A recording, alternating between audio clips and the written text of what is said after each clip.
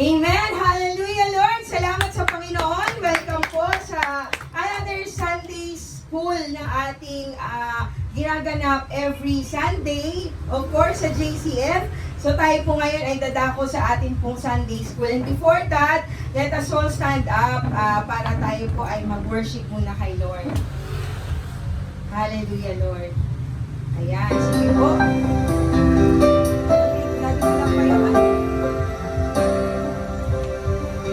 Hallelujah, Jesus. Nagising sa umaga, naaalala ka, nasasapit ang puso ko na makapili ka. Umaawit, sumasamba, sumasayaw sa'yo. Naghihintay ang pangungusap mo. Pagising sa umaga, naaalala ka, nasasapit ang puso ko na makapili ka. Umaawit, sumasamba, sumasayaw sa'yo. Naghihintay ng pangungusap mo. Ayaw kong magkulang ng kapangyarihan mo. Ayaw kong magkulang ng kabanalan mo. Jesus, dakila ka, tanging sandigan ko. Lakas mo ay nanggagaling sa'yo. Ayaw kong magkulang ng kapangyarihan mo. Ayaw kong magkulang ng kabanalan mo. Jesus, dakila ka, tanging sandigan ko. Lakas mo ay nanggagaling sa'yo. Yes, Lord. Salamat sa iyo, Panginoon.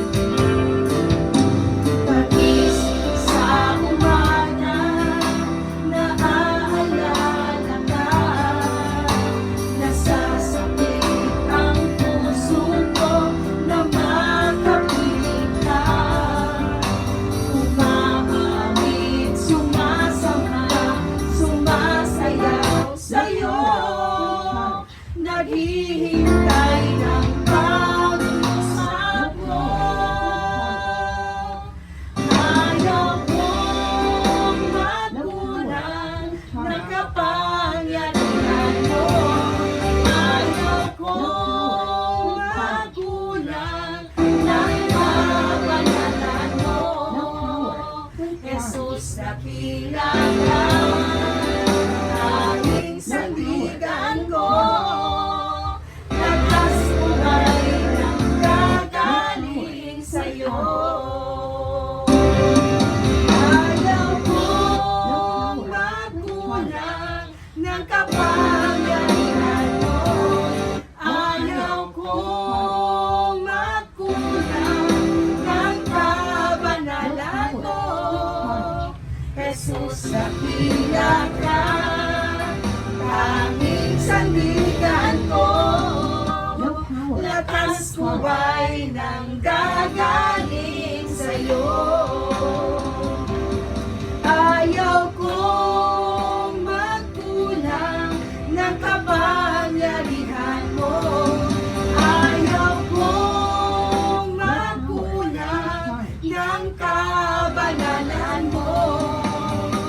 Jesus, dakila ka, tanging sandigan ko. Lakas mo ay nanggagaling sa'yo. Lakas mo ay nanggagaling sa'yo.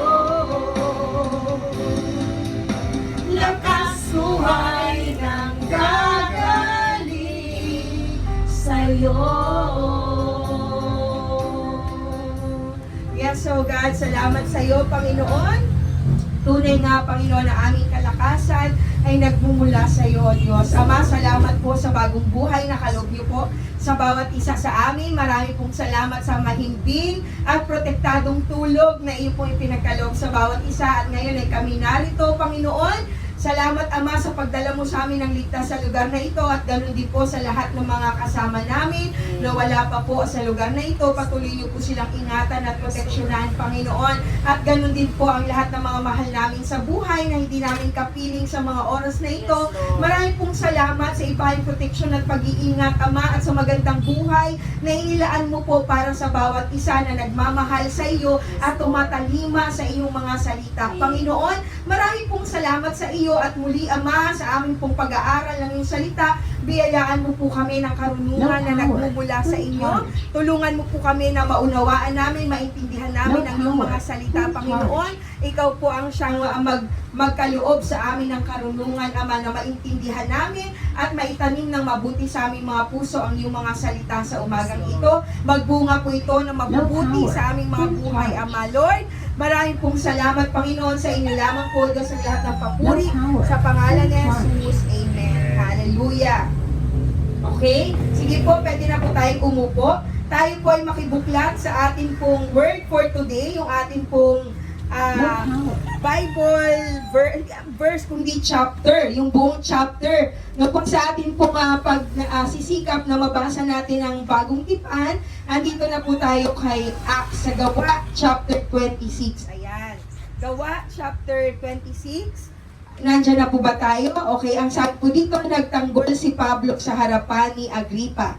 Sinabi ni Agripa kay Pablo, maaari ka nang magsalita. Anong masasabi mo tungkol sa iyong sarili? Nagbigay galang si Pablo at nagsalita bilang pagtatanggol sa sarili. Haring Agripa, itinuturing ko pong isang malaking kapalaran na marinig ninyo ang pagtatanggol ko sa aking sarili laban sa mga paratang ng mga Hudyo, sapagkat lubos ninyong nababatid ang mga kaugalian at pagtatalo ng mga Hudyo, kaya't hinihiling ko pong pagtyagaan ninyo akong pakinggan. Praise, hallelujah. Amen. So, alam ng lahat ng Hudyo kung paano ko namuhay mula sa aking kamusmusan, sa aking sariling bayan at sa Jerusalem. Matagal na nilang alam at sila na ang makapagpapatutuo kung kanilang gugustuhin na ako'y namuhay bilang kaanib ng pinakamahigpit na sekta ng aming relihiyon, ang sekta ng mga Pariseo. At ngayon nililitis ako dahil sa aking pag-asa sa pangako ng Diyos na aming mga ninuno, sa aming mga ninuno. Ang pangako rin iyan ang inaasahan ng aming 12 lipi, kaya't sila'y taimtim na sumasamba sa Diyos gabi at araw. At dahil sa pag-asa rin ito, Haring Agripa, ako'y pinaparatangan ng mga Hudyo. Bakit hindi mapaniwalaan ng mga naririto na maaaring muling buhayin ng Diyos ang mga patay? Akala ko rin noong unay dapat kong gawin ang lahat ng aking magagawa laban sa pangalan ni Jesus sa taga Nazaret. At ganun nga ang ginawa ko sa Jerusalem. Maraming Kristiyano ang aking ipinabilanggo batay sa kapangyarihang ibinigay sa akin ng mga punong pari ng mga Hudyo. Isa rin ako sa mga humatol ng kamatayan sa kanila.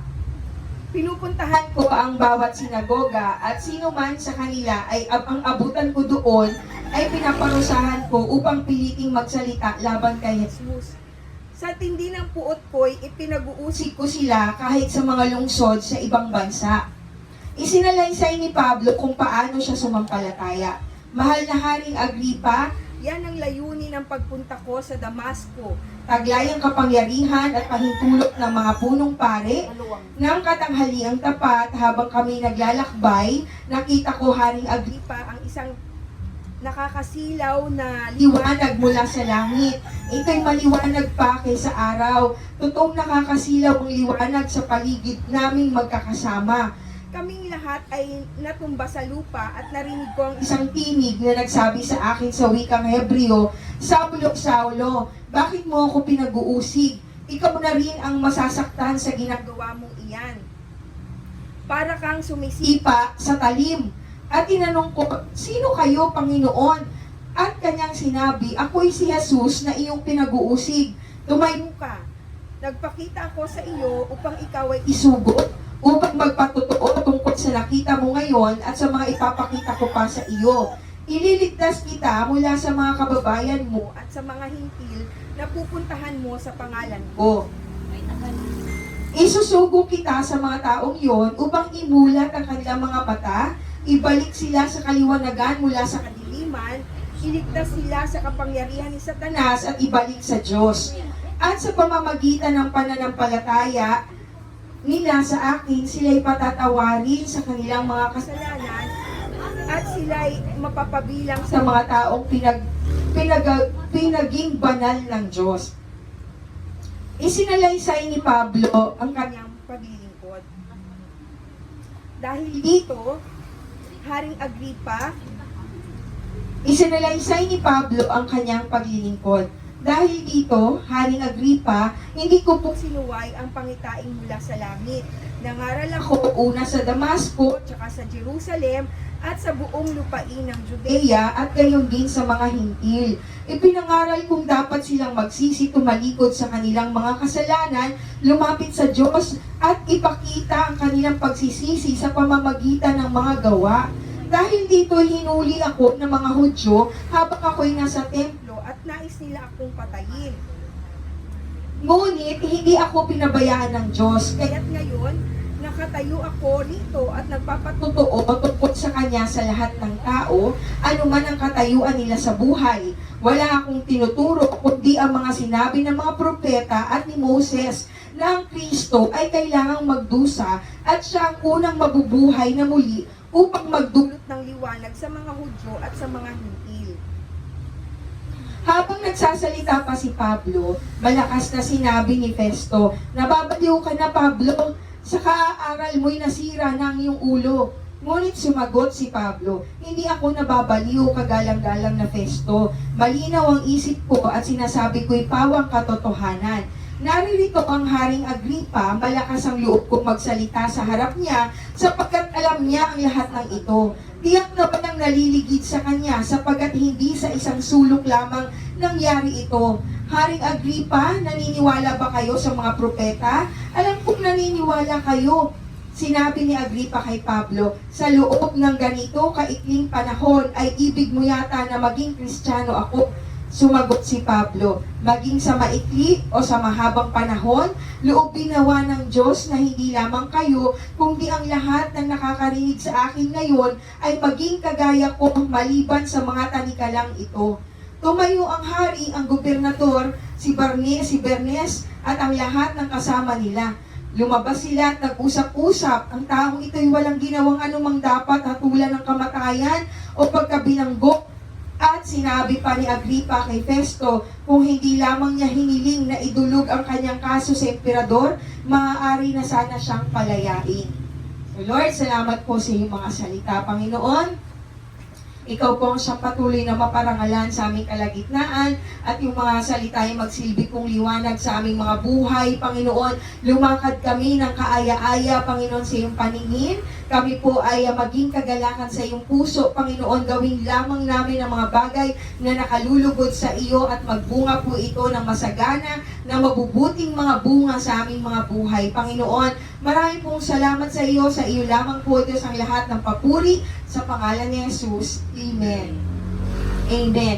So, maraming beses na natin napapag-usapan si Pablo, no? Kahit patay na si Pablo, hindi po siya parte ng 12 disciples ni Jesus Christ. Naalala po natin, yung 12 na kasama ng Panginoong Jesus, hindi po kasama doon si Pablo. Si Pablo, bago po siya naging Pablo, ay Saulo ang kanyang totoong pangalan. Saulo, no? Saulo yung kanyang tunay na pangalan. So, nakita po natin sa account na ito ng Bible na ipinagtanggol ni Pablo ang kanyang sarili sa harapan ng emperador na si Agripa, no? So, anong dahilan kung bakit siya nasakdal? Kung bakit siya nandun sa ganong sitwasyon, isinaysay ni Pablo Sabi niya, alam niyo po, ako po'y aral, ako po'y isang Romano. Ako po ay, alam ko po, no, ako po ay isang masigasig na tagapanguna ng ating mga sekta. Ano yung sekta niya? Sabi niya yung pagiging Judio, di ba? Hudyo. So, isa siyang Hudyo. So, sabi niya gano'n, ano? So, sabi niya, ako ay mananampalataya, isa akong matibay, simulat sa pool ng aking pagkabata, aral na aral ako sa eskwelahan ng pagiging talagang di susi, di kandado, talagang sobrang striktong pag-aaral ni Saulo nung panahon ng kanyang kabataan sa ilalim ni Gamaliel. So, no, hanggang siya, sabi niya, ako nga po'y number 1 na tagapag-usig ng mga Kristiyano. Talagang inuusig niya yung mga Kristiyano. Sabi niya, kung sino nga ang maabutan ko, talagang pinapatay ko yun. Sabi niya gano'n. No, talagang isinaysay niya sa emperador na ito po ang aking pagkatao nung hindi ko pa nakikilala si Kristo. Kaya lang po, meron pong nangyari sa aking buhay. No, anong pangyayari sa buhay ni Pablo na talagang napatunayan niya na si Kristo ay totoo at si Kristo ay buhay. So, anong pangyayari? Sabi niya, habang po ako ay naglalakbay noon, ako po ay talagang inuusig kong mga Kristiyano, nalaglag po siya sabi niya, nalaglag ako doon sa kabayo at napaliguran kami ng isang matinding liwanag. No, napaligiran kaming lahat na magkakasama. So, nakita nila, hindi lang siya yung nakakita ng liwanag, pati yung mga kasama niya. Nakita nila yung matinding liwanag. No? Ito po yung liwanag na ito yung bumulag sa kanya. No? At merong tinig, pero si Saulo lang ang nakarinig ng tinig. Ang sabi doon, Saulo, Saulo, bakit mo ako ipinag-uusig? Tapos ang tanong niya, sino po kayo, Panginoon? No? Ako si Jesus. No? Yung ginagawa mo na yan, ikaw lang din ang sinasaktan mo ang iyong sarili para kang sumisipa sa talim. Sabi ng Panginoong Jesus. No, sa kanyang account, sa kanyang encounter with Christ, no, hindi naman niya nakita ng personal ng mukhaan ng Panginoong Jesus sapagkat wala ng Panginoong Jesus during the time na nagsisimula na si Pablo, no? So, anong nangyari? Yung experience ni Saulo na marinig niya ang tinig ng Panginoon at makita niya yung kakaibang liwanag, talagang ito yung nagpamulat ng kanyang pananampalataya na ang Panginoong Jesus ay totoo, siya ay buhay at talagang tunay na nasa kanya ang muling pagkabuhay. Bakit? Sapagkat simula ng kausapin ng Panginoong Jesus si Saulo, ang sabi niya doon, no, ako yung muling pagkabuhay. Simula po noon, naging masugid na, talagang masugid na taga-advance si Paul ng Word of God. Ano ba yung pinapangaral ni Paul? Actually, ang pinapangaral ni Paul, hindi naman ito'y relihiyon. Noong kung nagkaroon ng encounter si Paul with Jesus Christ, hindi po niya in-advance ang kahit na anumang relihiyon. No, hindi siya nagpangaral ng kahit na anong relihiyon. Ano ang ipinangaral niya? Ano yung ipinag-alayan niya ng buhay niya? Ipinag-alay niya ang buhay niya sa mabuting balita na ibinigay sa kanya ni Kristo. Nung panahon, nung very moment na kinausap siya ng Diyos, sabi niya, Saulo, Saulo, ako ang muling pagkabuhay. No? Kaya kung sino man ang mananampalataya sa Panginoong Jesus ay hindi na mamamatay kung hindi muli siyang mabubuhay. At ito ang dahilan kung bakit si Pablo ay tumalikod siya, no, sa kanyang dating ginagawa na tagapag-usig ng mga Kristiyano. Ngayon si Pablo na dating tagapag-usig, siya na ngayon ang nagdadala ng mabuting balita ng Panginoon. Amen? Ang kanya pong ipinaglaban ay hindi anumang relihiyon, sekta. Wala pong sekta at relihiyon na sinusulong si Pablo. Ano po ang isinusulong niya? Ang isinulong ni Pablo ay walang iba kundi ang mabuting balita ng muling pagkabuhay. Ito ang ipinag-alayan niya ng buhay niya. Kaya nung humarap siya sa emperador, matino po ang aking kaisipan. Sabi niya gano'n, kahit na may nag-usig sa kanya at nagsasabi na nababaliw ka na dahil sa sobrang mong pag-aaral, yan ngayon ang nangyayari sa iyo. Ang sabi niya, hindi. Ito ay totoo. No, malinaw na malinaw ang aking pag-iisip, hindi ako nababaliw. Anong ginawa ni Pablo? Hindi po siya nag-advance, hindi po siya nagdala ng kahit na anumang sekta o relihiyon. Nung ipinapangaral niya ang mabuting balita, ito ay mabuting balita. Amen? Mabuting balita ng muling pagkabuhay. At dahil ito ay kanyang ipinapangaral na muling mabubuhay ang mga namatay, no po? Dahil doon, siya po ay inuusig. Yun ang dahilan kung bakit inuusig si Pablo sapagkat ipinapangaral niya ang mabuting balita ng muling pagkabuhay. Ang muling pagkabuhay. Amen? Hallelujah! Alam niyo, kahapon, no, nanonood ako ng praise, hallelujah, Lord. Nanonood ako ng Tony Talks. At napakinggan ko si Gary Valenciano, ine-interview siya. Sabi niya, paano daw niya nakilala si Kristo? Hallelujah. Kasi ang maluwag. Ano po ba yung maluwag? Yung saksakan. Praise, hallelujah. Maluwag. Oh, hallelujah, oh God. Okay na po siguro. So, napakinggan ko si Gary Valenciano. Sabi niya, alam nyo, yung buhay ko, parang nung umpisa, bata pa lang daw po siya, sakristan siya, aral kasi siya sa Lasal. So, marami doon mga, di ba, mga pari, ganyan. So, sabi niya, alam nyo, bata pa lang ako po ay sakristan. So, naglilingkod na siya sa mura niyang edad, naglilingkod na siya sa Panginoon. Anong nangyari na ayaw na niya tuloy na lumapit sa Diyos at kinalimutan na niya ang Panginoon kasi meron siyang brother-in-law na Christian. So, sinesharean siya, ayaw niya. Sabi niya, alam ko yan, kilala ko si Kristo. Sabi niya, tinanong kasi siya, I know Jesus Christ. Sabi niya gano'n. Siya yung isinilang, ibinigay niya yung buhay niya para mamatay. Kilala ko siya. Sabi niya gano'n, nabuhay siya muli after 3 days. Kilala ko siya, pero thanks but no thanks. Sabi niya gano'n.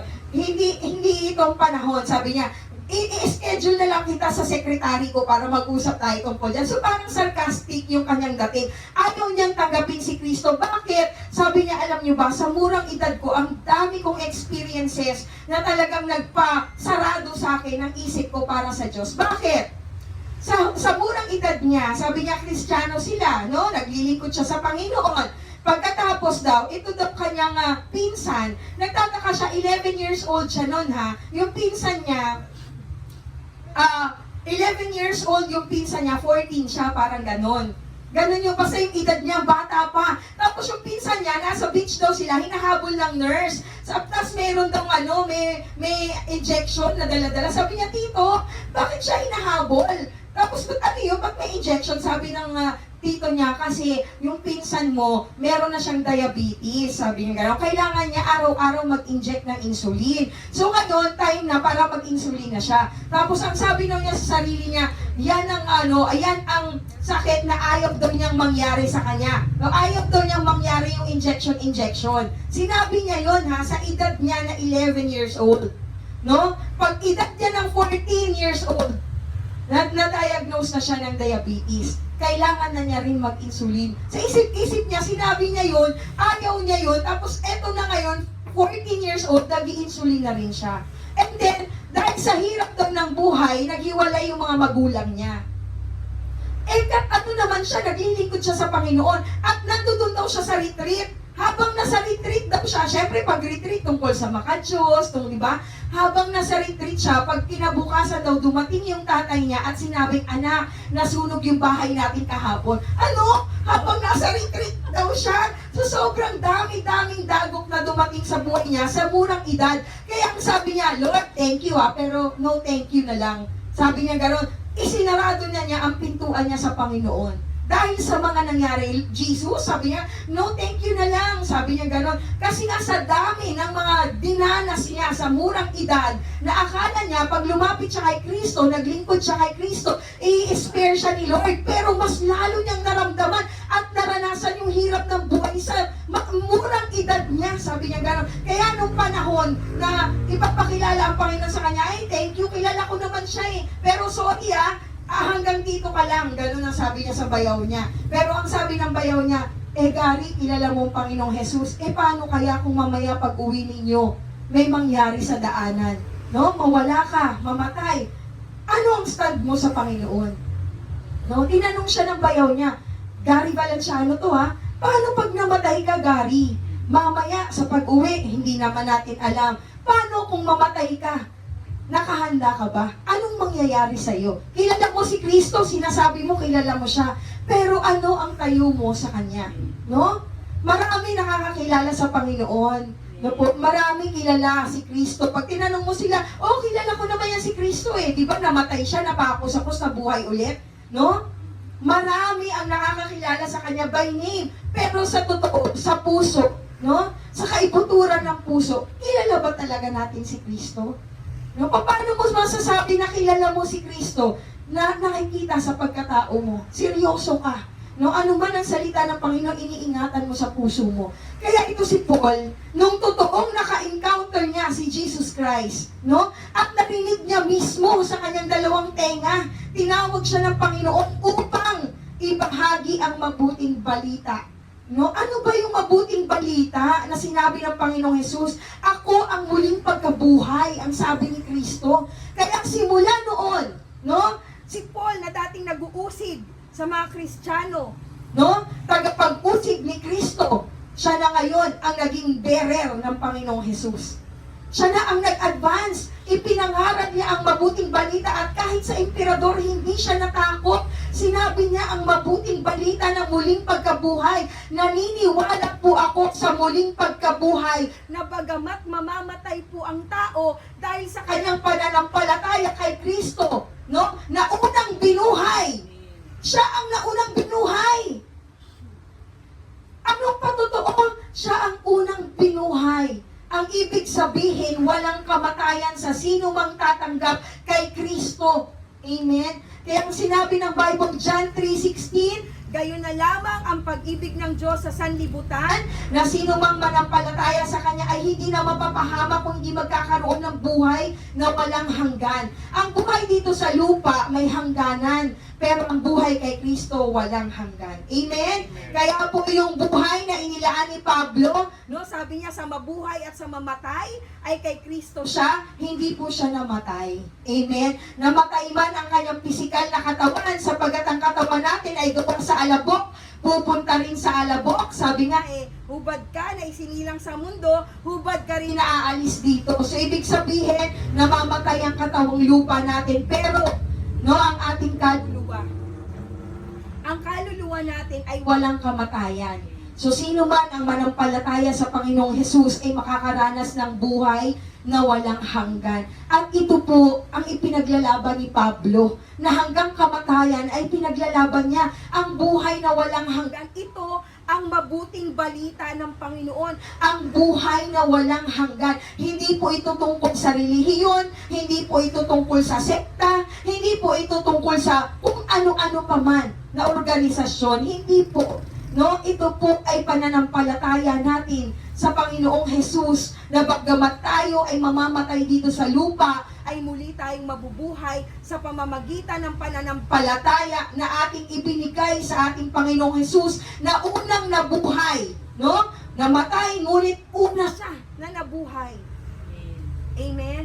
Kaya salamat sa Panginoon sa araw na ito. So tayo pong lahat ay pinapasahan ngayon ni Pablo. Tayong lahat ipinapasa na ni Pablo sa atin ang torch, no?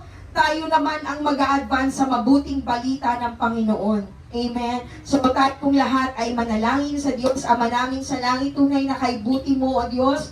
Ama, salamat sa karunungang ibinibigay mo sa amin. Hindi namin kailangang ilagay ang aming puso sa material na bagay dito sa mundong ito, sapagkat ito ay lilipas at mawawala, Panginoon. Ngunit ang aming pakikipagrelasyon sa inyo, Panginoon, ay mananatili hanggang wakas, Panginoon. Ama, Panginoon, marami pong salamat sa iyo. Napakabuti mo sa aming mga buhay na inaalaw mo na marinig namin ang katotohanan, Panginoon, ng muling pagkabuhay, Panginoon. Lord, marami pong salamat sa iyo.